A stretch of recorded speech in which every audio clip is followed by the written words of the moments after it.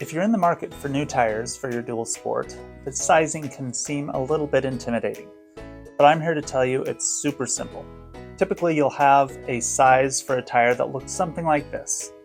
The first number is in millimeters. The second number is a percentage of those first millimeters. The third number is in inches. This number represents weight, but not this much weight, some other amount of weight. This letter is code for a certain amount of speed that you just have to look up. And sometimes, instead of these first two numbers, there's just one number, and it's in inches. What the f?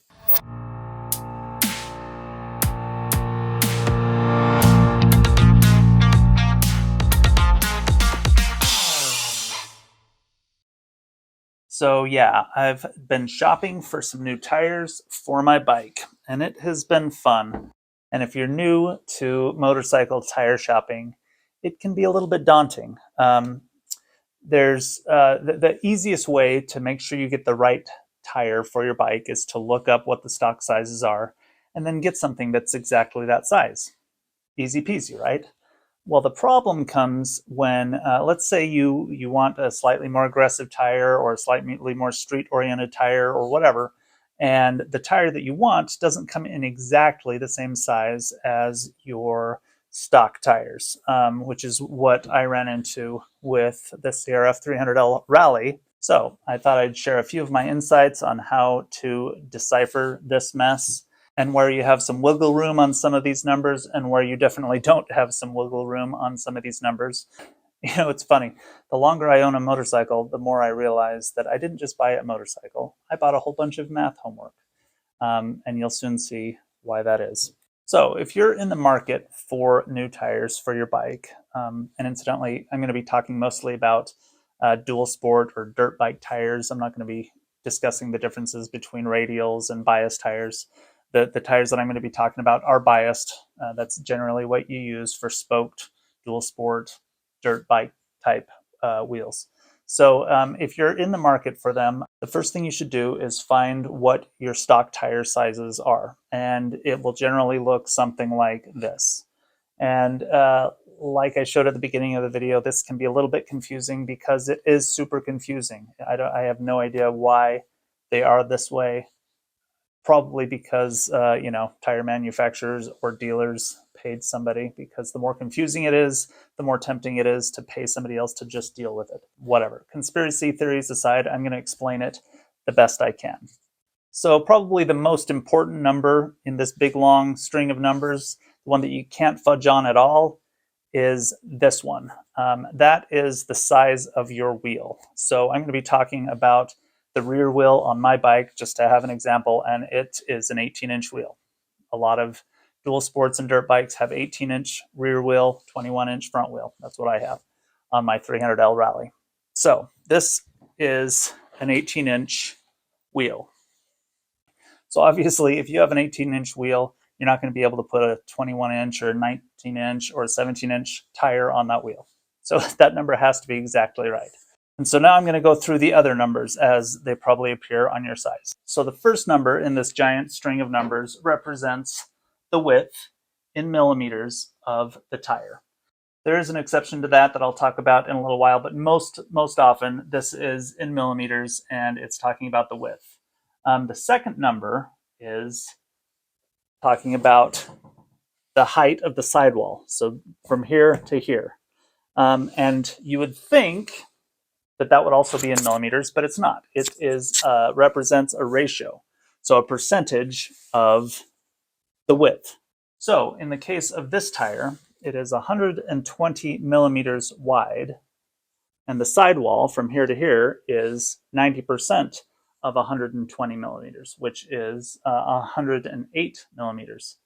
Now, why they couldn't just say 120/108, I don't know, but it is what it is. And as I mentioned earlier, there are some exceptions. Sometimes these first two numbers are actually just one number, and it's in inches. That's called the standard inch measurement.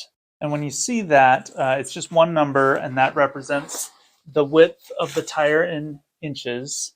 And it's assumed that the sidewall height is 100% of that. So if you saw something that said 3.5, it would be 3.5 inches wide and 3.5 inches tall on the sidewall. There's actually a lot of other exceptions. There's alphanumeric, there's all sorts of things. But generally speaking, if you're looking for dual sport or dirt bike tires, they're going to either use the metric with the two numbers, millimeters in ratio, or the standard inch, which has one number which represents both the width and the sidewall height of the tire. And the third number we already talked about, this is 18 inches. It goes on an 18-inch wheel. My other tire that I bought has a 21 in that spot because it's a 21-inch wheel.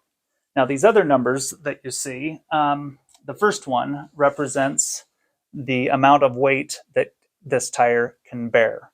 And you'll see this one says 65. And what that means is a mystery, unless you have this table, which tells you that the number 65 represents up to 639 pounds or 289 kilograms. And so that's how much weight that this tire can bear. And keep in mind that each tire isn't bearing the whole weight. Of course, it would be if you did a wheelie, but so consider the weight of your bike, the weight of you, the weight of your gear when you're looking at how much weight a particular tire can bear. To make sure it's enough for your needs. And then this letter at the end represents how fast this tire is rated to go safely. This one happens to be R, which, again, you have to look this up in a special table. It's not intuitive, but R means that it can safely go 106 miles per hour or 170 kilometers per hour. Now, again, if you're happy with your stock tires, then it's no big deal. Just buy the same brand and size of tire that you got stock. But if you want something like this, is a lot more aggressive for dirt than the stock tires that my Rally came with. This happens to be a Dunlop D606 rear tire, very popular. I got the Pirelli MT21 for the front.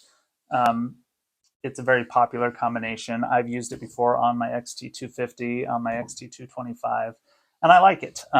Is it the best thing in the world? Some people say it is. I don't know. I haven't tried a whole lot of combinations.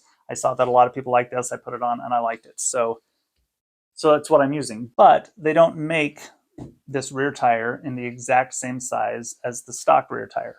The stock rear tire for the CRF 300L is 120/80-18. So what that means is that the stock tire has a width of 120 millimeters, but the sidewall height is 80% of 120 millimeters, not 90%.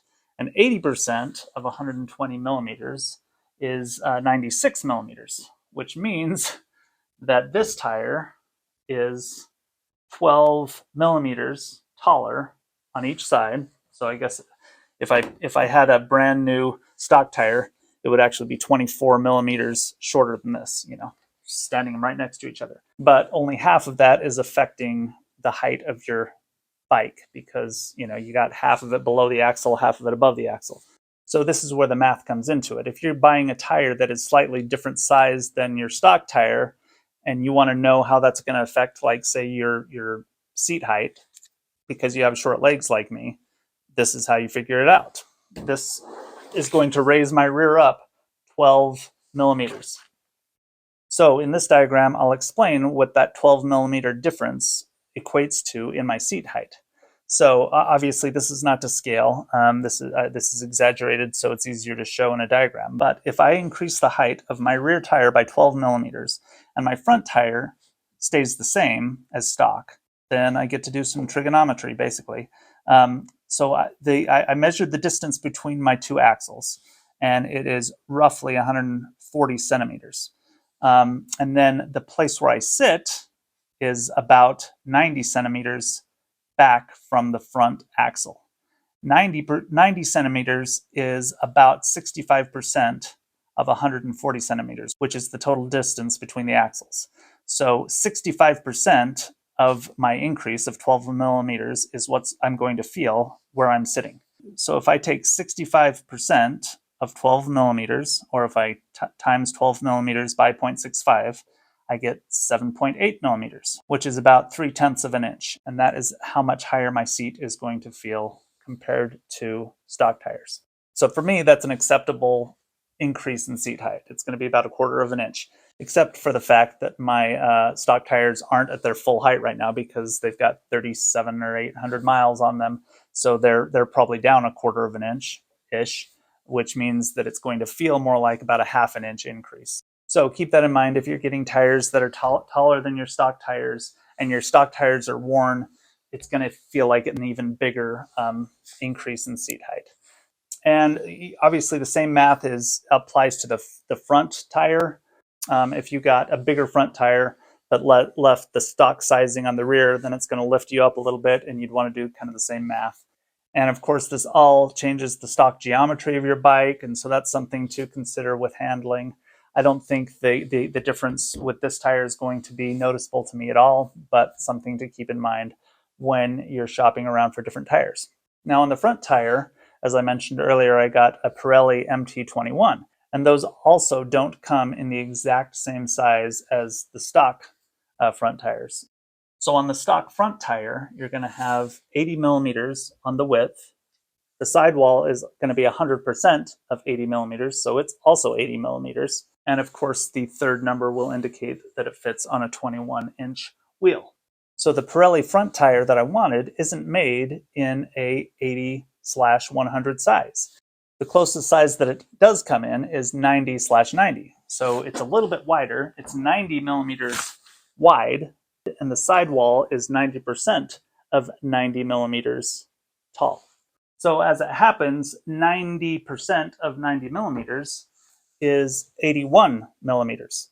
And again, the stock size is 80 millimeters wide with a sidewall height of 80 millimeters. So only 1 millimeter difference. So that's completely negligible in my opinion. The difference though is that I'm going to be 10 millimeters wider than stock on the front tire, which I'm happy about. It's going to give me a little bit more rubber on the ground through soft stuff like sand and mud and things like that are hard for me to navigate sometimes. But when you're going wider on the front or the back, you do need to make sure that your bike is going to accommodate that width, that you don't have cables or anything else that's going to get in the way of that wider tire. And I have checked that. This is going to fit fine. A lot of people put this combination on their CRF 300Ls. A lot of people put this combination on pretty much every dual sport. So I'm not worried about the sizing. But I just wanted to give you as much insight as I could in understanding how motorcycle tire sizing works so that you don't have to be like I have been in the past where I say, oh, I want this particular tire, and the motorcycle site that I'm on says, okay, what bike do you have? And I try to find my bike and it's not in the list. So I have no idea if the tire will fit my bike or not. And if the sizing is a little bit different, what does that mean? Hopefully that will be a little bit clearer now. As always, I appreciate you watching my videos. Subscribe if you feel like it. Ride safe.